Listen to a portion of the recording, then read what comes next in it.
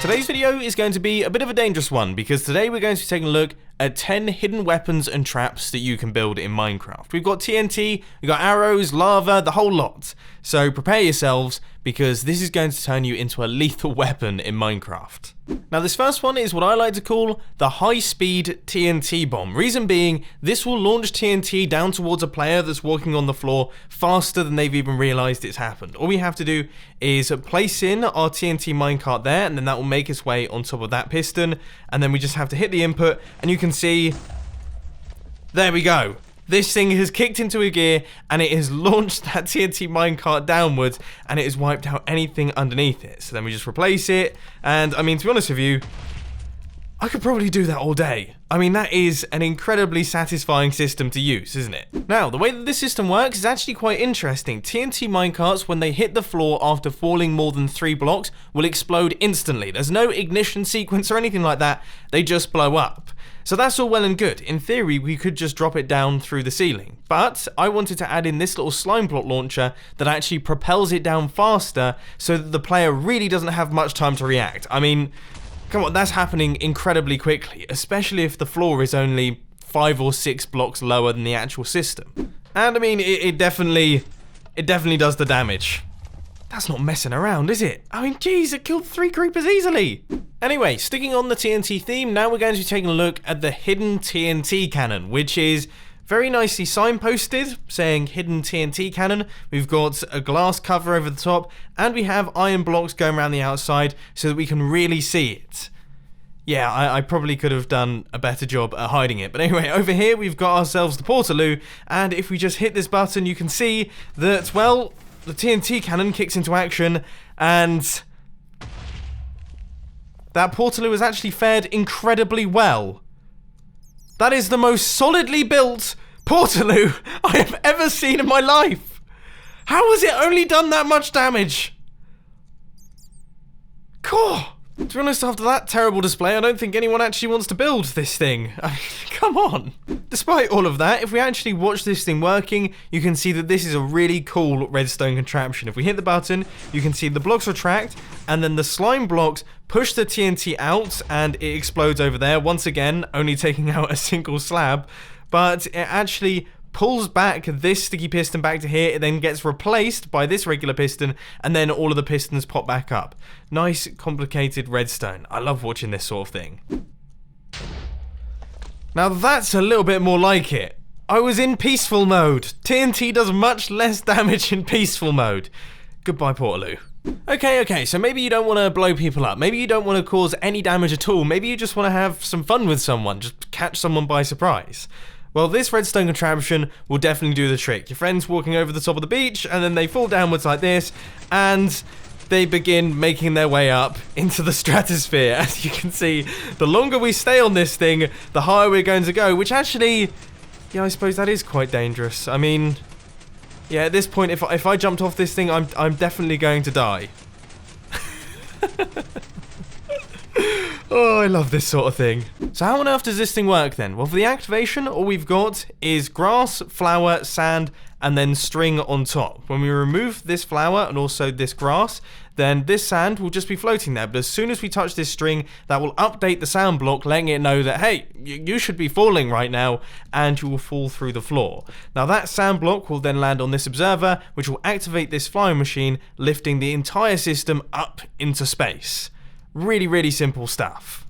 Next up, we've got the pop-up lava dispenser. Now, I will say before we begin that this is probably better suited for nether-based builds because, of course, lava goes ridiculously fast and ridiculously wide in the nether, but in the overworld, it still works. If we flick this lever right here, you can see our wall pops up and then the lava begins to pour out and will begin to spread, which could catch players off guard, especially inside narrow corridors. But then when we flick the lever again, you can hear that the dispenser fires, it actually picks up that lava bucket, and then the wall gets pushed back down so that everything is hidden away. Now, I know what you're thinking. Why on earth haven't you just put a lava source block back here, and then when the wall pops up, the lava will begin to spread out? Well, number one, that would take longer, and number two, I wanted to make sure that the lava would travel out as far as possible. So even if you are building it in the overworld, is still going to be a useful redstone contraption.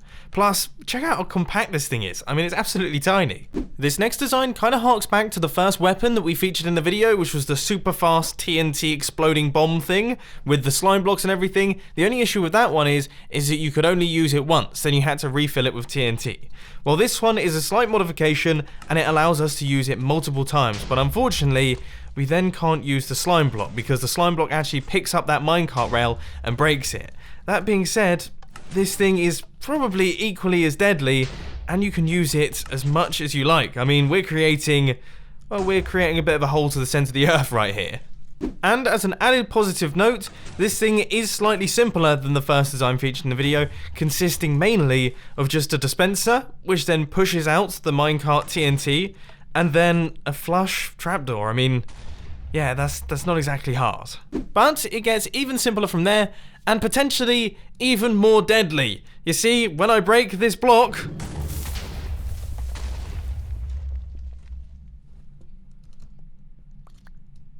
I mean, I didn't even have time to react. We have blown a hole in the floor that is absolutely enormous. That tree's disappeared, and most importantly, I think I've probably disappeared as well. I can imagine I wouldn't fare well in that particular situation. Now, this bomb works off a technique that I originally discovered from Ilmango. I'll put a link to his YouTube channel down in the description, but in his video, he showed that if you have yourself a tree, and then you place down some leaves, and then you place an observer next to it, when you break one of the blocks in the tree, the observer will detect that. Now this is, well, it's pretty crazy, and it allows you to do some slight wireless redstone bits. Now, of course, I should mention that these leaves have to be in range of the tree. You can't just place leaves 1,000 blocks away and expect them to detect a tree being broken, but these leaves down here are within range of this oak tree, which means that as soon as we break one of those blocks in that tree, the observer's going to detect it, it's going to power this powered rail, and then these 4 TNT minecarts are going to fly off the end of the block and explode instantly, making a very big bang. Now we're going to get super ridiculously simple. The previous one was pretty simple, but this is really pushing the boat out in terms of simplicity. Remember that trick that I showed you earlier on with the sand and then the string on top is pretty much undetectable. I mean, you would not be able to spot that string unless you look directly at the hitbox, which is pretty unlikely. So you can use this technique to drop players into things. Now obviously the common idea is to drop them into lava because then of course they'll die, but if you actually want to get all of their items, then I would suggest using entity cramming.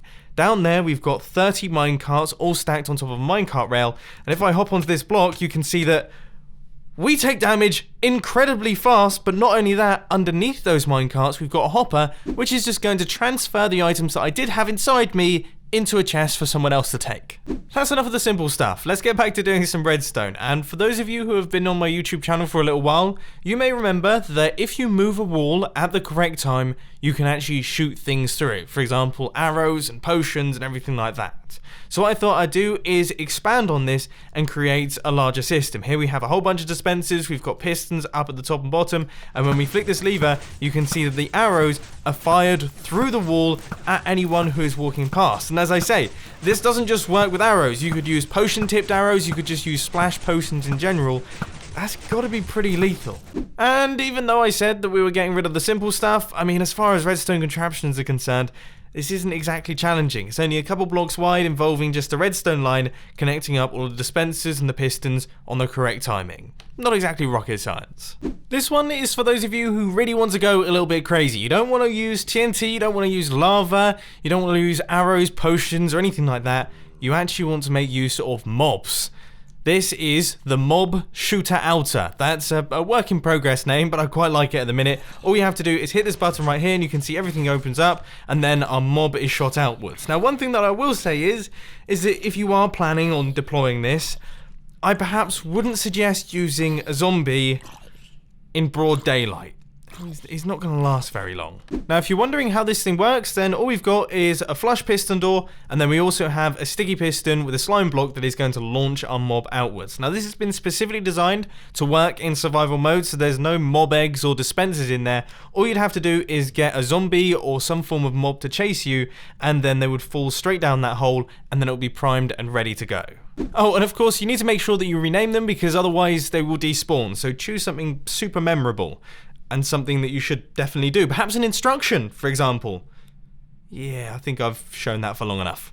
And for the final weapon of today's video, it's me, sitting in a bush.